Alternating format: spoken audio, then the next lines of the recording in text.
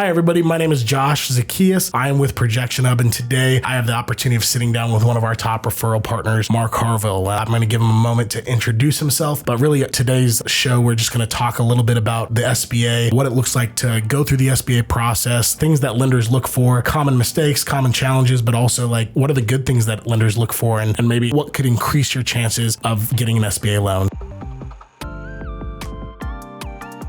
Jump in and introduce yourself. Yeah, thank you so much. And thank you for the invite. I'm glad to spend the time with you today. So Mark Harville, I work as a senior business development officer with Merchants Bank of Indiana, centrally located bank doing national SBA loans. Cool. So all of our underwriting and processes here locally in Carmel, Indiana. Okay. And we have other business development officers spread out strategically throughout the United States. Okay. We're originating SBA 7A loans, Cool. Iowa 4 loans, and USDA government-backed loans. So Cool. How long have you been at Merchants? I just celebrated 7 years. 7 years. Okay. Yeah. How long have you been in banking? Been in banking since 2006. Okay. And always SBA, or did you start in a different department and work your way into SBA, or how did that work out? Yeah, I'm in a number of different positions Okay. throughout the bank. Cool. So I spent the first 12 and a half, 13 years of my career at a large national bank that gave me the opportunity to learn and grow and do a lot of different positions. And through that, got connected with SBA and a lot of government-backed programs.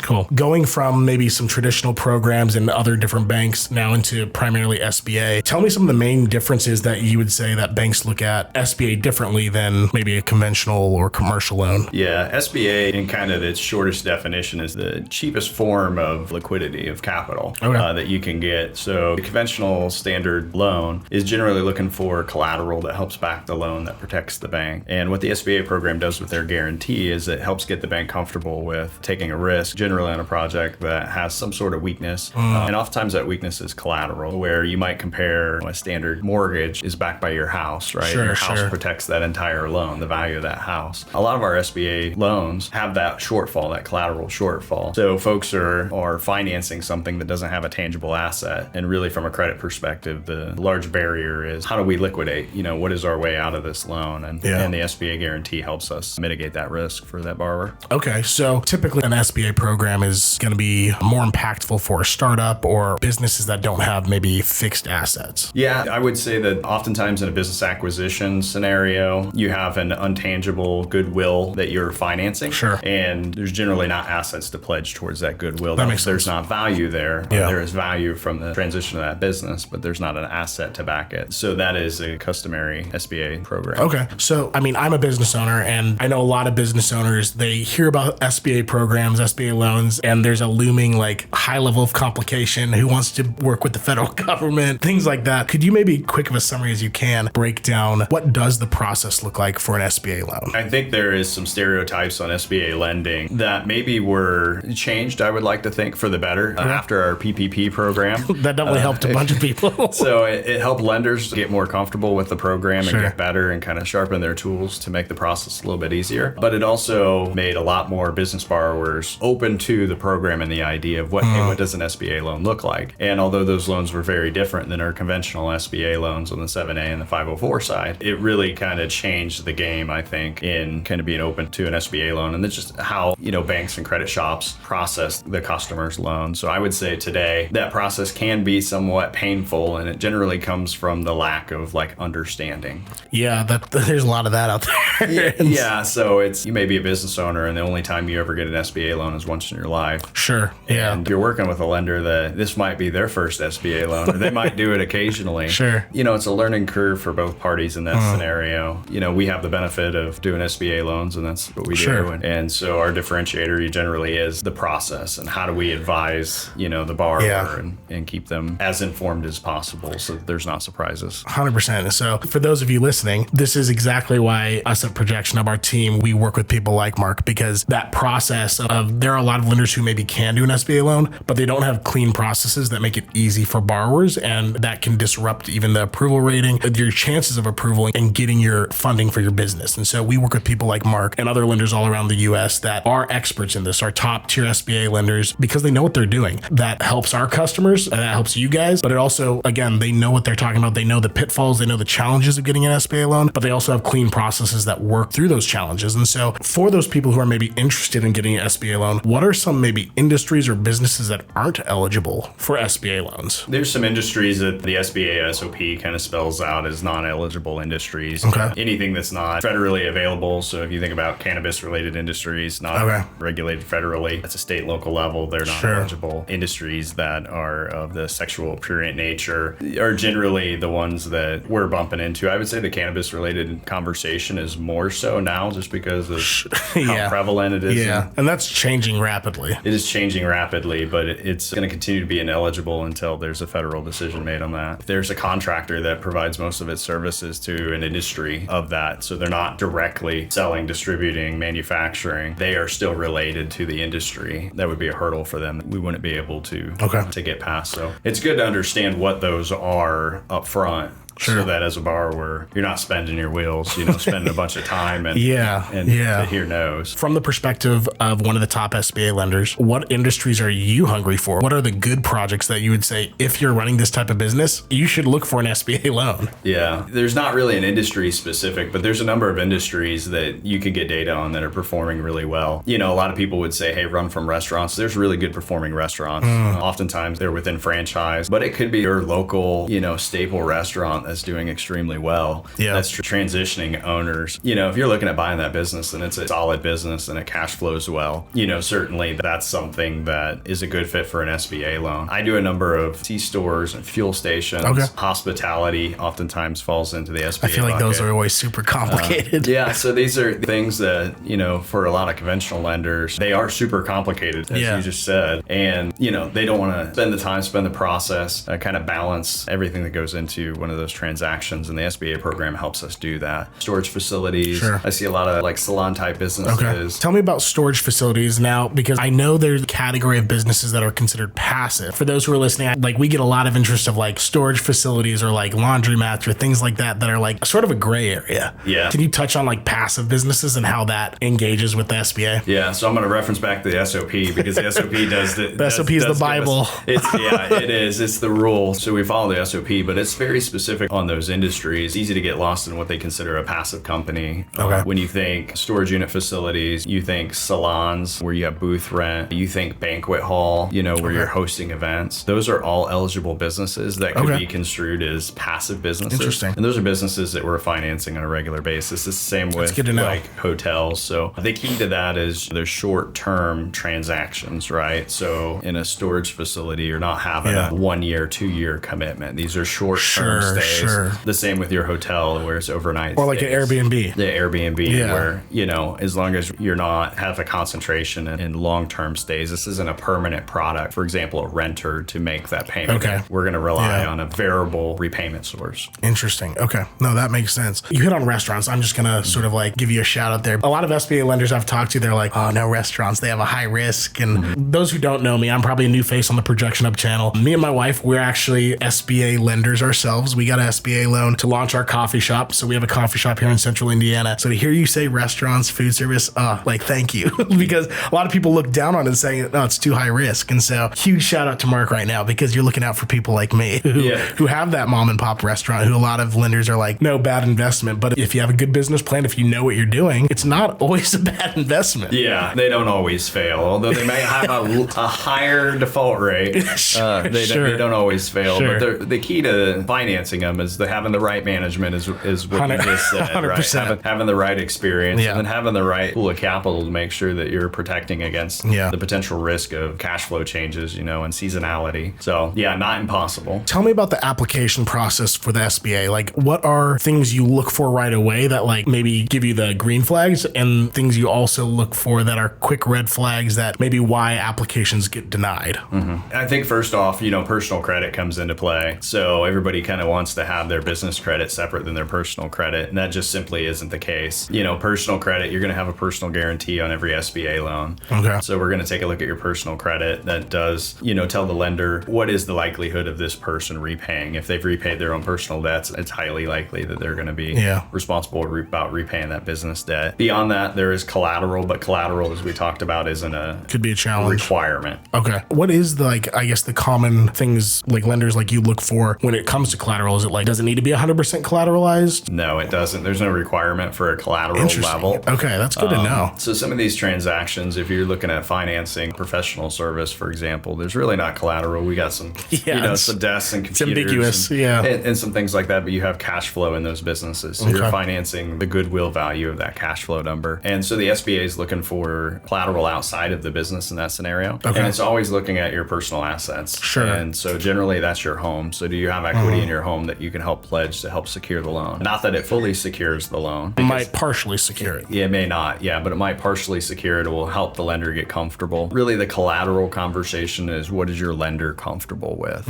Okay. So there's not... So it really does depend on the lender you're working with. It really does depend on the lender. I mean, that's a huge curveball, because a lot of people think there's just like, when it comes to the SBA rules, it's like, it's black and white. And it's like, there's a lot of gray area depending on the lender you're working with, because to your point, there have been a few lenders we've talked with that rely heavily on the personal financial statements, care less how the business looks, as long as the personal, financial statements are strong. I've worked with lenders that complete opposite. They're like, I don't care how your personal financials are doing. Does your business cash flow? Right. And so it is very much like a flip of the coin depending on your lending partner. Yeah, there's a new buzzword in the market, the new SOP, and that's do as you do as a lender. It provides a lot of flexibility for a lender to really follow their own policy and their guideline. Wow. And for some lenders, they don't have traditional banks, so they may not have, I would say, conservative policy and guidelines built into their underwriting practices. Yeah. And so the SOP says, hey, do as you do, be a prudent lender. And then what does that mean? That's up for some interpretation, right? What is prudent lending? For some lenders, they're comfortable with making that loan and not having collateral or not looking at personal credit and kind of weighing that differently. So although the loan program might be the same from one lender to another, the experience and the requirement could be different. So for you guys, like, what do you guys look for? I mean, you've been doing this, like you said, at least at Merchants for 7 years. I would say you're an expert, whether you want to claim that or not.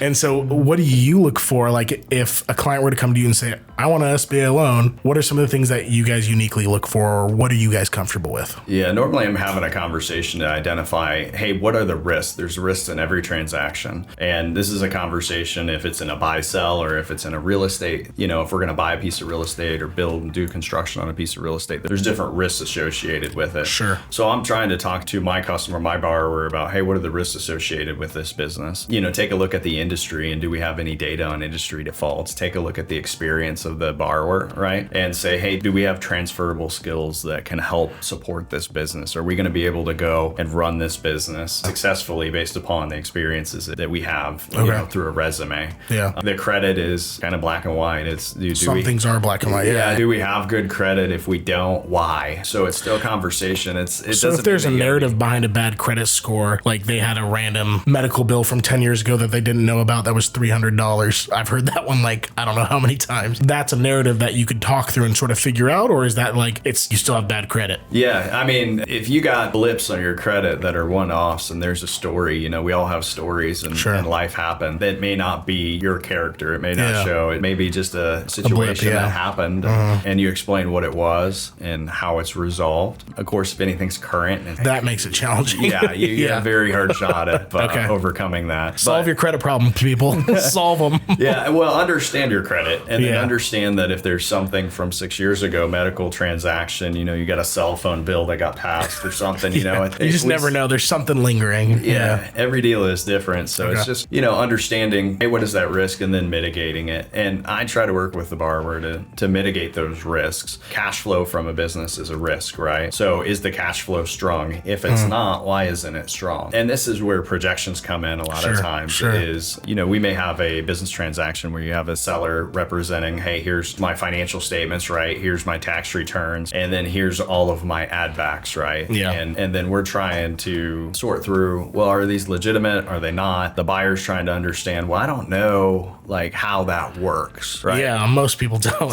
So we're trying to help the borrower say, hey, these are legitimate, not legitimate, whether we can count on them or not count on them. And most importantly, how are you going to run the business, right? So how are you going to step in on day one? What are some changes that you're going to make? And that's where I think ProjectionHub comes in and puts together like a lot of that background and fills in the need to help the new business owner, whether they're getting started or buying the business, plan out that future. Yeah, and appreciate you throwing our our plug-in. No, Mark makes a great point. For those of you who are listening, like a lot of the times lending partners can't directly hands-on build your projections for you. A lot of you guys have those policies in place where there's, again, just liability involved. Like I can't build projections for a project I'm trying to lend to. There's just some conflict of interest or even a business plan. And so a lot of the times you have to have a third party. There are a lot of like grant-funded nonprofit organizations that offer free resources, but typically wait lists are incredibly long. Yeah. And so that's where I do feel like we fill that gap of a quick turn time. People can come to us and we can help move their project forward rather quickly without there being any hiccups along the way, fill in the projections or it's a business plan. And then we work with good people like you who can get them to the finish line and fund their project. Yeah. And those financials, it's not that the lender doesn't or can't help. We want the business owner to really understand what's in that business plan, what's in those projections. Yeah. You know, I think a good lender that you're working with, they're helping coach you through that process to say, hey, we really need to understand this, right?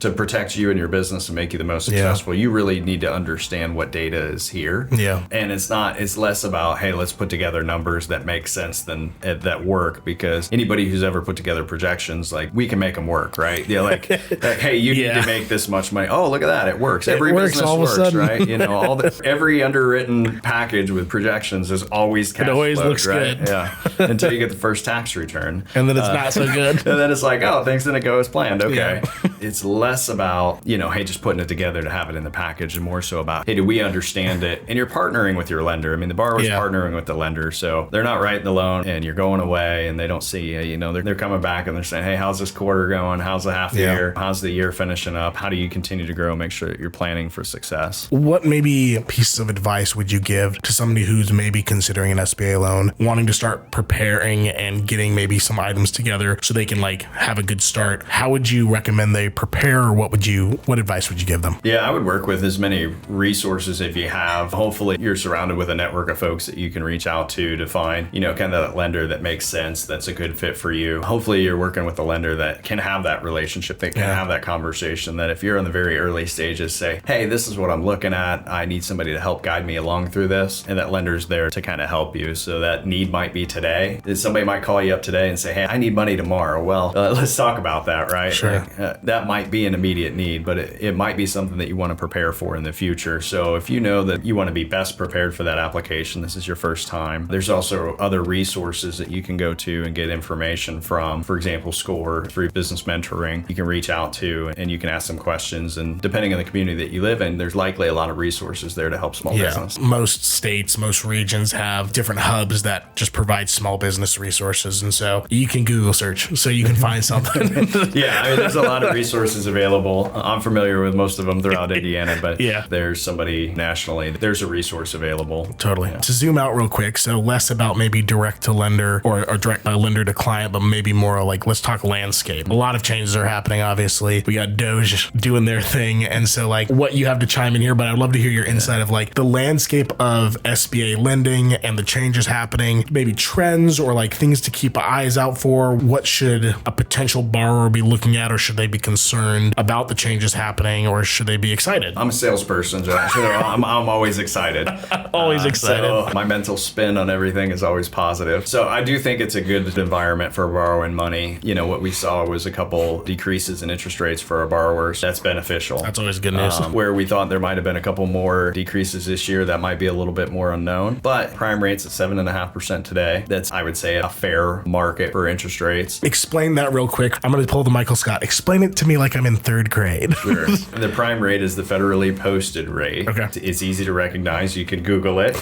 And so you can pull it up. And when I say that it's fair, I think if you pull up a chart from when prime has been tracked, so if you go back, you know, decade after decade, and you see how the prime rate moves up and down as it's set federally. Yeah. I would say that, you know, the rate's going to go up and the rate's going to go down. And right now, you know, we're kind of middle of the road. Okay. There's probably an opportunity to get rates a little bit better. Sure. For our SBA 7A borrowers, they get to float the rate. So if rates are going in a down market, they get the benefit of that rate decreasing during the term of their loan. If the rate's going in an up market, they get the downside of seeing that interest rate increase. But over the course of most of these loans term out over 10 years. So you're a 10-year product or a 25-year product on real estate. When you average it out over time, there's probably going to be a time within that decade or 2 decades that you're going to have a really low interest rate. You're going to feel really good about the program. And you would say that you're beating the market. And then there's going to be times that you're not. You're losing. You're going to feel like, man, I should have locked this in at a much lower rate if I had the ability. But But I think one flexibility of the SBA loan program is being able to float that rate. You're always at the current market.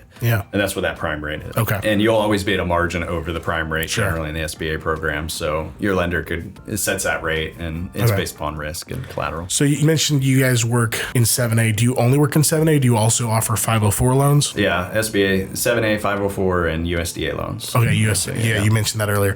And so for those listening, so 7A, like you said, can change based off the market, while a 504 is a fixed rate. And so 504s are typically for like real estate and fixed assets. And so you can lock it in like a mortgage, so to speak, 20 to 30 year term, and then have a fixed rate where it won't change on you. And so sometimes that's good if the rate's good. Other times it's not good. You get locked into a high rate, and you can always refinance, but the initial rate might not be good. So that's always something to consider when you're talking SBA. There are multiple products that could serve your project, and something to think about. And I would say trust your lender's wisdom on that. Yeah. And you asked a good question about like kind of what is hot and what is buzzing in the market. And 504, I think, is something of that buzz. Okay. So in the 504 program, they offered a cash out refi. Do they really? Of 504, which they made the program a lot easier to participate in. And I think there's a lot of opportunities for folks because the 504 for fixed assets, real estate, large equipment purchases, it allows for that fixed rate of that 40% of the loan. So the SBA portion is fixed for a period of time. Yeah. You know, to compare that transaction, today's rate somewhere around 6.3% on a 25-year fixed rate for that SBA portion of that 504. Borrowers who maybe had a real estate transaction with business acquisition 5 years ago,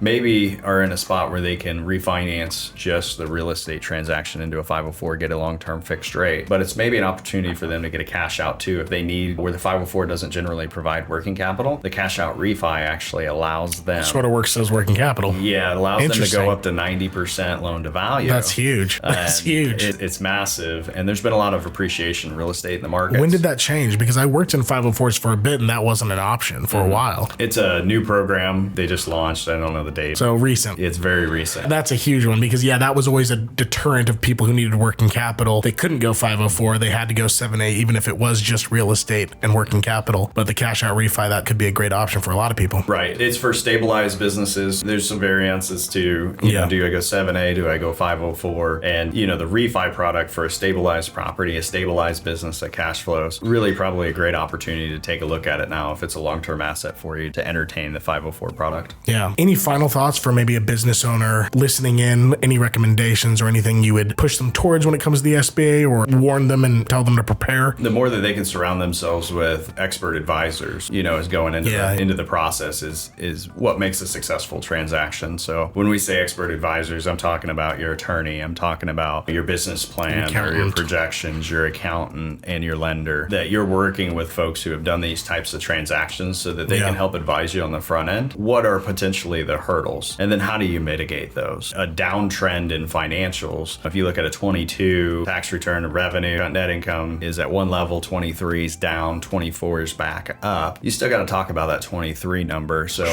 what are the hurdles that you can be prepared for to address on the front end so that it's not a surprise? We don't like surprises. 4 or 6 weeks in, and we say, hey, Josh, we didn't plan for this, but I need you to answer these questions. And then you feel very uncomfortable about, okay, well, where are we at? Like, are we on the same page or not? Yeah. Well, Mark, thank you for your time. If somebody listening, if they're like, hey, I would love to reach out to Mark, I have a project and I want to throw it his way, how would somebody get a hold of you? What's the best way to contact you? Yeah, they can visit our website and see our whole BDO structure. What's your website? merchantsbank.com. There we go. We'll have it in the description. Thank you so much for your time. For those of you listening, again, like the SBA program is great for a lot of different types of business owners. I think if you're a business that's starting, if you're existing, if you're doing an acquisition, you might just be trying to expand your current business and grow it. The SBA could be a great route. It helps businesses all over the United States. Like I said, me and my wife, we are SBA lenders ourselves, and it helped us launch our business. And so would highly recommend the program. You can submit a form. We have some links below that you can get free resources from ProjectionHub. You can connect with Mark below, like, share, subscribe, all that good stuff. You know what we have to say. And so thank you guys for watching. And Mark, thank you for your time. Yeah, my pleasure. Thanks for having me.